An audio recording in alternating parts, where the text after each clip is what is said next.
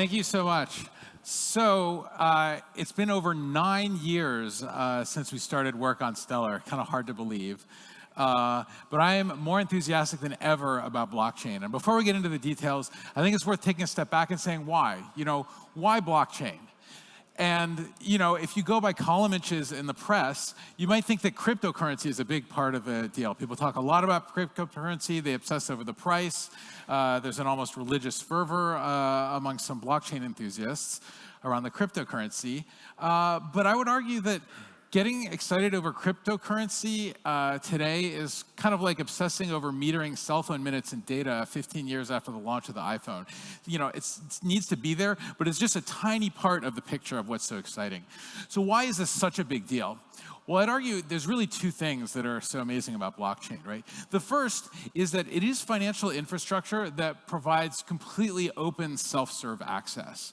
And if you're an established player kind of within an industry, it's hard to understand the value of there being self-serve access, right? Try in the 1990s explaining the value of eBay to somebody who worked at Sotheby's or Christie's, and they might say, well, I handle dozens of auctions a day. Why do we need a website for people to do this? Or explain why it's useful for people to publish things on the web to somebody who's used to publishing in print. But of course, those things had huge impact.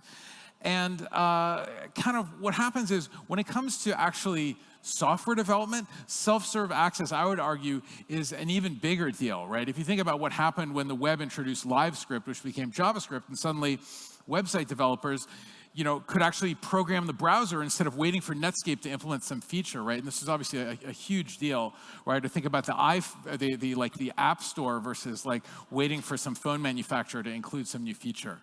So when it comes to blockchain, when you add in smart contracts, suddenly this lets you program your money the way that web developers can program the browser.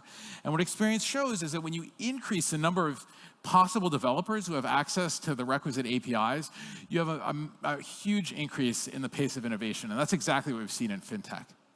But maybe this is kind of not even really the biggest deal. Really, the biggest deal with blockchain is that it lets us achieve secure transactions in settings where previously that was unthinkable, right? So we're all probably familiar with the idea of preventing double spending, right? If we have a blockchain that kind of sets in stone the history of everything that's happened, you can introduce digital currency, and if I digitally sign a message saying I'm paying you $1, and I put that in the blockchain history, and everybody replicates that and agrees that this happened, now I can't go and double spend that $1 because everybody knows it no longer belongs to me. But honestly, I think that's just barely scratching the surface of what you can achieve. The really exciting thing, which is kind of yet to come, is that you can now talk about committing secure atomic transactions across arbitrary databases in the world, right? So let's say you have some company that sells you freight rail from New York to Chicago, another company sells it from Chicago to Stockton, and you're a third party, you want to start a service that will add value, that will sell people freight service across the entire country, right? If these two systems, if you could commit atomic transactions across these two different systems that maybe weren't intended to work with one another, you can create these value-added third-party products. And the issue is that the way we usually do distributed transactions is using two-phase commit. And two-phase commit is something that basically if the coordinator fails, you're stuck and you don't know whether a transaction is committed or not. And what blockchain gives us is a way to have a coordinator for these two-phase commit operations that isn't going to fail and that everybody can trust is going to be available. So, as everybody also probably knows, the key to actually achieving a blockchain and keeping it secure is consensus, right? Because we need to replicate the blockchain ledger on a whole bunch of machines around the world to prevent people from tampering with history. And the consensus ensures that everybody, all these replicas, agree on the state of the blockchain. And the way most blockchains achieve this, most public blockchains, is using incentive-based consensus, right? So this is proof of work, proof of stake, basically these mechanisms where you reward people with cryptocurrency in exchange for them taking steps to make the blockchain more secure, basically, right? And these incentive-based consensus are great for distributing new cryptocurrency, right? We could create Bitcoin, give it out such that there's a limited supply, but people believed it had value. But what happens if you don't care about cryptocurrency? What if you care about non-cryptocurrency issued assets, right? So by an issued asset, I mean anything where the value of the digital asset comes from some real-world commitment by some real party to do something in exchange for this asset, right? So this could be a CBDC, it could be a deposit-backed stablecoin, it could be tokenized securities, it could be carbon credits, loyalty points, what have you, things that are tied to someone doing something in the real world. And if you use incentive-based consensus to try to secure a blockchain that's processing these issued assets, well, the main source of the value for cryptocurrencies today is people essentially speculating on the future price of the cryptocurrency, right? There's this fundamental assumption that the cryptocurrency is going to stay the same or appreciate, baked into the security of your system. But really the only intrinsic value of the cryptocurrency is that it can pay transaction fees, right? The cryptocurrency is the cell phone minutes, right? And so if you care mostly about issued assets rather than the cryptocurrency, that poses very different trade-offs, right? One is that the utility comes not from transaction fees and appreciating price of your asset. Maybe it's a stablecoin it's not supposed to appreciate. The value comes from cross-asset interoperability. The fact that you can go to some area where there's an inefficiency and you can create an efficient market by issuing some token, and you can easily bootstrap a market in that new token and have it be transparent and liquid. Right? So in this model, transaction fees are strictly negative, right? You're creating some new asset, and say you're creating a digital dollar, right? The more friction there is moving that dollar around, the less useful that dollar is. So you want the transaction fees to be absolutely as low as possible.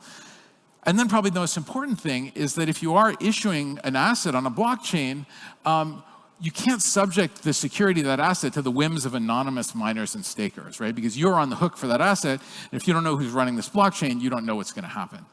So more specifically, you end up in this situation where you have to carefully tune the incentives that are securing your consensus. Because if the consensus fails and you've issued a real-world asset, say a digital dollar, maybe you issued $1 million digital dollars, you could now face $2 million worth of redemption requests if, say, the blockchain forks in a worst-case scenario.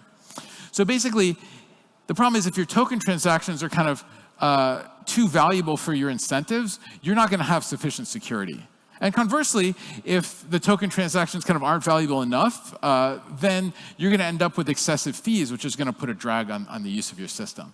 And kind of part of what's going on here is that as a society, we've kind of invested a lot in institutions to help us, do business and have confidence in things like banks. So these would be things like a court system for contract enforcement. And when you're relying on a system that's completely anonymously administered, well, you're kind of throwing all that out the window and starting from scratch. And the only thing you can rely on are these incentives. So you're kind of discarding a lot of societal investment in your system. All right. So to make this a little more concrete, there's a website called crypto51.app that gives you the cost to attack various proof-of-work blockchains, right? And this is from maybe like a month ago. The numbers fluctuate, but order of magnitude, this is what you'll see. It will cost about $1 million an hour to attack Bitcoin, right? Which sounds like a lot, but if you're putting some token that you think might someday have billions of dollars of payment volume, maybe that's actually not so much. But then if you kind of drop below Bitcoin, the numbers are way, way smaller, right? Like tens of thousands or just thousands of dollars, right? So really inadequate security for many types of project beyond a sort of proof of concept. Then you might say, well, proof of work, that's kind of passé now, right? The thing we're all into is proof of stake. So let's look at a sampling of proof of stake chains. I took kind of 5 here. And if you look at these, let's start by looking at Ethereum. Obviously, really good, blockchain, very solid reputation, and there's $40 billion staked on Ethereum, right? So for a lot of projects, that might be adequate security, but Ethereum's also collecting close to $2 billion a year in transaction fees, and so that works out to about $5 a transaction. Sometimes it's lower, but sometimes it's also a lot higher. There are just many applications where that is just prohibitively high. You just cannot, your application would no longer be cost effective or wouldn't be competitive with traditional finance infrastructure. So if you look at the other end, at the top here, look at Algorand, you can see there's $235 million staked on Algorand. And you can start seriously messing with a blockchain if you control over 1/3 of the staked assets, right? And so that means that if you have $100 million of algo, you could seriously mess with the Algorand security, right? And given that you can probably lever up by like 5 or 10x, you could really start messing with this with just like a $10 or $20 million investment. So if you're going to create a product on this blockchain and you hope that someday your product could involve like billions of dollars of volume, like this is probably not the blockchain for you, even though it's like a really cool blockchain, a really neat proof of stake consensus algorithm, high quality tooling, but the stake just kind of isn't there to secure a lot of projects. Now, if you look at the other three up here, the other three are actually more typical of proof-of-stake blockchains. There's another worrying trend here, which is that if you compare on the right the amount of fees that are being collected every year from users to the amount of incentives that are being paid out to the validators, you'll see that there's like a 6 to 32 times increase in the incentives being paid out compared to the fees being collected. And that difference is basically being made up by cryptocurrency speculators who are propping up the value of the cryptocurrency, right? So in the long run, this probably isn't sustainable, right? There's no reason why we should, hope for people to, prop up the price of, cell phone minutes to push that analogy, right? You want your thing to continue to be secure and the validators to continue to be incentivized no matter what. So of course, Stellar at the bottom is completely different, right? There's no cryptocurrency stake. The only thing you stake is your reputation because the validators are not anonymous. And we don't reward our validators, right? And because we don't have to pay out rewards to the validators, Stellar is like by far cheaper than almost any other blockchain, any other public blockchain out there, right? Which is exactly what you want for your issued assets, right? So what is it that Stellar does compared to these other blockchains? Well, Stellar uses what we now call proof of agreement, right? The idea is the validators are not anonymous, and each validator, has a public key, and it states it decides on another set of validators that it wants to be guaranteed never to disagree with, right? So in this example, validators V2, V3, and V4 say, okay, we're different organizations, but we always want to agree with one another. We want to make sure that we never disagree. In this example, validator V1 says, I never want to disagree with V2 or V3. V2 and V3 say, well, we never want to disagree with V4. So in order for V1 to reach consensus, you need kind of a guarantee that V4 will never disagree with that. Basically, all four of these nodes are going to be the same. So in this model, the obvious question is, great, so if you have two validators and one is in the other's quorum slices, they will never disagree. That's great. What if that's not the case? Suppose you have a bank in California, another bank in India, and they don't directly do business. They don't put each other in their quorum slices. Will these two organizations agree on the state of the ledger? And the answer is yes, they will, if kind of the set of dependencies that they have in their quorum slices transitively converges, right? And then if that's the case, then essentially everybody in the world is going to agree on the state of the blockchain. So the hypothesis underlying Stellar is what I call the internet hypothesis. Basically, it says that take any two validators in the world that you actually care about, and they will have some common transitive dependence that will make sure that they don't disagree. And this is something that is empirically true of the internet, right? There's kind of one transitively connected internet, not a bunch of separate networks. Even if China can't talk to Google, China can talk to Stanford, which can talk to Google. And more importantly, this is also true of the correspondent banking system, right? Take any two banks in the world, and there's probably some way to send a wire transfer from one to the other, even if it involves, a circuitous route through a bunch of Nostra Vostra accounts at different correspondent banks. And if there isn't, if you have some weird bank in North Korea where they can't send international wire transfers, well, maybe that's okay because, North Korea is isolated. People don't do business there, right? Okay, so how does this work? How does a Stellar consensus protocol work? Well, the basic idea is all these validators have public keys, and whenever a validator sends any message in the protocol, it says, oh, and by the way, this is my quorum slice, right? So I want to take this step in the protocol, but I'm only going to do it if, nodes V2, V3, and V4 will do it as well. And so you can kind of collect these signed messages until such point as you realize, oh, everybody's satisfied, right? V1, V2, V3, and V4 are all willing to do this if all the other nodes are willing to do this. Therefore, we can kind of take this step in the protocol. Now, as I described it, it's still a little bit brittle, and so there's one thing we need to do to make sure that we can survive downtime, which is that nodes can have multiple quorum slices, right? A single node can say, actually, what I want to do is I want to agree with like maybe 3 out of these 4 organizations, and for each organization, maybe I want to agree with like a majority of its validators, but not all of its validators. And then if people take down validators one at a time for maintenance, there's no issue for the uptime of the network. So, obviously this protocol SCP has been in public use since 2015, and it's got, nice benefits, right? Low computational cost, low energy consumption, low latency, and it doesn't have any esoteric crypto assumptions. It's just kind of digital signatures and hash functions. And the English language proof of security is just needs basic set theory type arguments, and we've formally verified things about this protocol as well. All right, so you don't need to run a validator to build products or issue tokens on Stellar. But once Stellar starts to become an important part of your business, it's a very good idea at least to specify which validators you're relying on so that people know kind of which copy of the ledger you actually care about, right? And if you do that, say you're a token issuer and you say, oh, by the way, my token's worth $1 because you can redeem it with me, you should say, oh, and by the way, this is the copy of the ledger that I use when I'm processing my redemption. So if you care about my dollar or getting paid my dollar, just make sure you agree with my ledger, right? And if you do that, then that allows people who are building wallet software to protect their users against double spend attacks. And more importantly, it protects you, the issuer, against double redemption attacks. Because when you told people why this asset was worth $1, you also told them which servers they had to check with to make sure that they really had an instance of that dollar. Now, if you do run your own validator, then this will give you a say in the operation and governance of the network, which is maybe a good benefit. And the other thing is, once Stellar is kind of important to you, you probably want to run a full node anyway to have a local copy of the data. And turning on validation doesn't really cost anything extra, right? I mean, yeah, sign a few messages. It's kind of in the noise. It's not like you have to do the work to mine, or you have to lock up a bunch of stake to participate in this, right? And the other nice thing is you can do this at any time, right? So start out, play with Stellar, build your product, and then if at some point it becomes really important to your business, or your business grows to be huge, then you can run a validator because when that becomes necessary for your security. At that point, you don't need to stake any capital or accumulate any cryptocurrency to do it.